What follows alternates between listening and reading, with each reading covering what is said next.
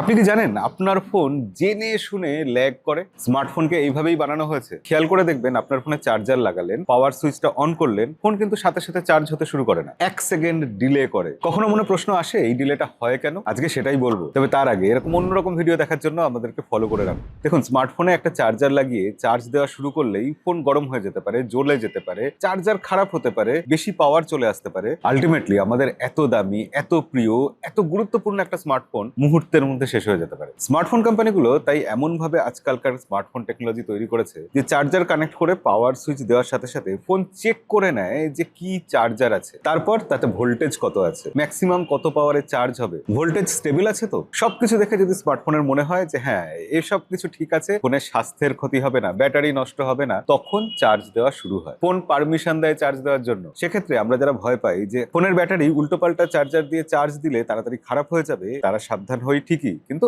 এখন বোধহয় সাবধান না হলেও চলে, কারণ স্মার্টফোন অলরেডি নিজেই অনেক বেশি স্মার্ট হয়ে গেছে। আজকের ভিডিওটা আপনার স্মার্ট বন্ধুদের সাথে শেয়ার করুন যারা এটা মানতে চায় না।